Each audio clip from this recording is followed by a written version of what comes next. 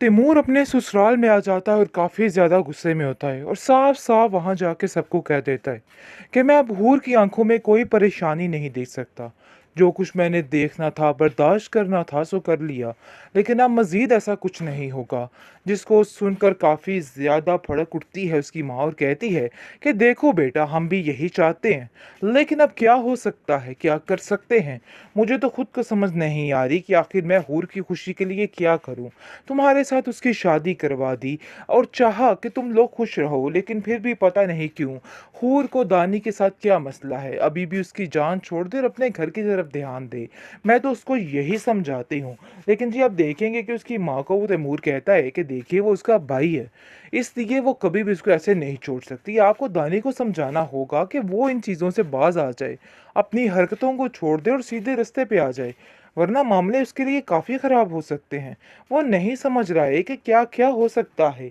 हूर उसकी वजह से बहुत ज़्यादा परेशान है। शायद आपको इन सब चीज़ों का अंदाज़ा नहीं है, लेकिन मैं इन सब चीज़ों को बड़े अच्छे तरीके से जान चुका हूँ कि हूर की परेशानी सिर्फ़ और सिर्फ़ आपके घर की चीज़ें हैं, इसके अलावा और कुछ नहीं। उसकी माँ कहती है कि मैं दानी को समझाने की कोशिश कर रही हूँ।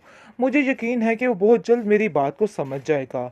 लेकिन तुम फ़िक्र मत करो, तुम लोग अपने घर की तरफ ध्यान दो और परेशान होने की कोई भी ज़रूरत नहीं है। सब कुछ ठीक हो जाएगा और इधर मैं सब कुछ सँभाल लूँगी।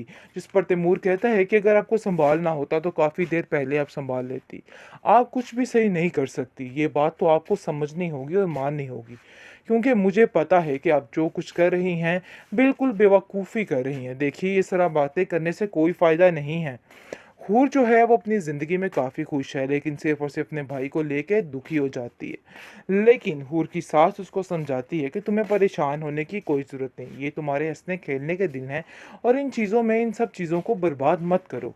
मैं नहीं चाहती हूँ कि तुम्हारी कोई भी बर्बादी तुम्हारे आड़े आ जाए।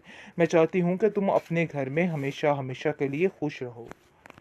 होगा, क्योंकि मुझे नहीं लगता कि मामलात अब ठीक होंगे, क्योंकि दानी ने हर तरफ से बुरे तरीके से करने की कोशिश कर ली और वो भी अपने भाई को समझा समझा के थक चुकी है कि सीधे रास्ते पे लग जाओ। ऐसा ना हो कल कला सब कुछ खत्म हो जाए और तुम्हारे पास कोई आसरा ना रहे।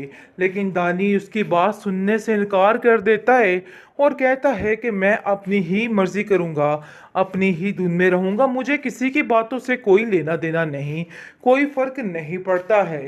लेकिन जी आप देखेंगे कि दानी को कोई असर नहीं, ना ही अपनी माँ की बात का, ना ही हूर की बात का। लेकिन इन सारी चीज़ों के पीछे सिर्फ़ और सिर्फ़ दानी की माँ की गलती है, जो कुछ ये सब कुछ कर रही है, क्योंकि इसी की बदौलत ये सब कुछ हो रहा है।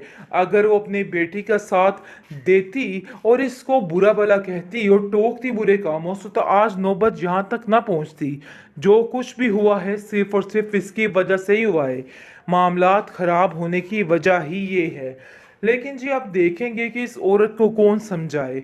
अभी भी लड़ाई झगड़ा डाला हुआ है और कहती है कि पता नहीं क्यों आप मेरे बेटे के पीछे हाथ धो के पड़ जाते हैं। ऐसी कोई वजह होती नहीं, लेकिन फिर भी उसको लेके अंदर आ जाते हैं और हर चीज़ उसके मुखालिफ ही चलती है। आखिर ये मामला कब तक चलेगा? मुझे तो कुछ समझ नहीं आ रही कि ये सब कुछ क्या हो रहा है और क्या होने वाला है। लेकिन जी आप देखेंगे कि इस दफ़ा बाप उसका ऐसा उसको सेट करेगा कि ये याद रखेगा, क्योंकि दानी बहुत उछलने की कोशिश करता है और कहता है कि मेरे साथ इस तरह के मामलात मत कीजिएगा।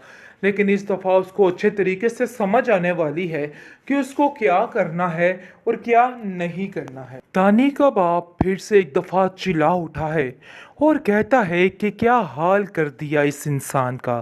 दानी ने अपनी ज़िंदगी को कितने बुरे तरीके से तबाह कर लिया है। काश कि इसको अकल आ जाती और ये कुछ सोच लेता, लेकिन मुझे नहीं लगता है कि इसमें कोई भी सुधार आएगा, क्योंकि इसने कसम खा रखी है हमारी ज़िंदगी को तबाह बर्बाद करने की।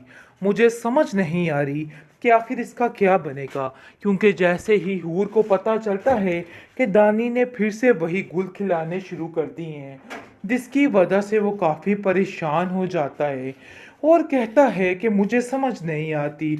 हूर कहती है कि आखिर कौन सा दिन होगा जब ये इंसान ठीक होगा, लेकिन उसकी माँ अभी भी उसकी सारी बातों पे पर्दा डालने की कोशिश कर रही है और कहती है कि उसने ऐसा कुछ भी नहीं किया। पता नहीं क्यों तुम्हारा बाप उसके पीछे हाथ धो के बढ़ जाता है। उस बेचारे का कोई कसूर नहीं। इस पर हूर साफ साफ कह देती है कि आप क्यों बिला वजह उसकी बातों को ठीक कहती हैं। आपको ये बात माननी होगी कि वो गलत है और इन चीज़ों को माने बगैर कुछ भी नहीं होगा। लेकिन जी आप देखेंगे कि उसकी माँ इस बात को तस्लीम ही नहीं करती और कहती है कि नहीं, मुझे पूरा यकीन है दानी कुछ गलत नहीं करेगा। आप देखेंगे तैमूर जो है वो सारा माजरा उसका जानता है और कहता है कि आखिर तुमने हूर से पैसे कहाँ किए जो मैंने तुम्हें उसको मोबाइल लेने के लिए दिए थे। काफ़ी परेशान हो चुका है और सोचता है कि आखिर ये मामलात कैसे सुधरेंगे, कैसे बदलेंगे और ये सारा कुछ कैसे ठीक होगा। वो हूर को समझाने की कोशिश कर रहा है कि तुम्हें परेशान नहीं होना, हालात बहुत जल्द ठीक हो जाएंगे। हम जाकर दानी को समझाएंगे और हमें यकीन है कि वो हमारी बात का ज़रूर मान रखेगा और ज़रूर ठीक करेगा हर चीज़ को। आगे से आप देखेंगे कि वो कहती है कि ये हौसला ही मेरी हिम्मत बढ़ा देता है, लेकिन हकीकत यही है कि जो कुछ हो रहा है बहुत ही गलत हो रहा है और वो कभी भी ठीक नहीं हो सकता। और अगर हम ये सोच लें तो ये बिल्कुल गलत होगा, क्योंकि मुझे नहीं लगता कि मामलात तब ठीक होंगे, क्योंकि दानी ने हर तरफ से बुरे तरीके से करने की कोशिश कर ली और वो भी अपने भाई को समझा समझा के थक चुकी है कि सीधे रास्ते पे लग जाओ, ऐसा ना हो कल कला सब कुछ खत्म हो जाए और तुम्हारे पास कोई आसरा ना रहे। लेकिन दानी उसकी बात सुनने से इनकार कर देता है और कहता है कि मैं अपनी ही मर्जी करूँगा, अपनी ही धुन में रहूँगा, मुझे किसी की बातों से कोई लेना देना नहीं, कोई फ़र्क नहीं पड़ता है। लेकिन जी आप देखेंगे कि दानी को कोई असर नहीं, ना ही अपनी माँ की बात का, ना ही हूर की बात का। लेकिन इन सारी चीज़ों के पीछे सिर्फ और सिर्फ दानी की माँ की गलती है, जो कुछ ये सब कुछ कर रही है, क्योंकि इसी की बदौलत ये सब कुछ हो रहा है। अगर वो अपनी बेटी का साथ देती और इसको बुरा भला कहती और टोकती बुरे कामों से तो आज नौबत यहाँ तक ना पहुँचती। जो कुछ भी हुआ है सिर्फ और सिर्फ इसकी वजह से ही हुआ है। मामलात ख़राब होने की वजह ही ये है। लेकिन जी आप देखेंगे कि इस औरत को कौन समझाए, अभी भी लड़ाई झगड़ा डाला हुआ है और कहती है कि पता नहीं क्यों आप मेरे बेटे के पीछे हाथ धो के पड़ जाते हैं, ऐसी कोई वजह होती नहीं, लेकिन फिर भी उसको लेके अंदर आ जाते हैं और हर चीज़ उसके मुखालिफ ही चलती है। आखिर ये मामला कब तक चलेगा, मुझे तो कुछ समझ नहीं आ रही कि ये सब कुछ क्या हो रहा है और क्या होने वाला है। लेकिन जी आप देखेंगे कि इस दफ़ा बाप उसका ऐसा उसको सेट करेगा कि ये याद रखेगा, क्योंकि दानी बहुत उछलने की कोशिश करता है और कहता है कि मेरे साथ इस तरह के मामलात मत कीजिएगा। लेकिन इस दफ़ा उसको अच्छे तरीके से समझ आने वाली है कि उसको क्या करना है और क्या नहीं करना है।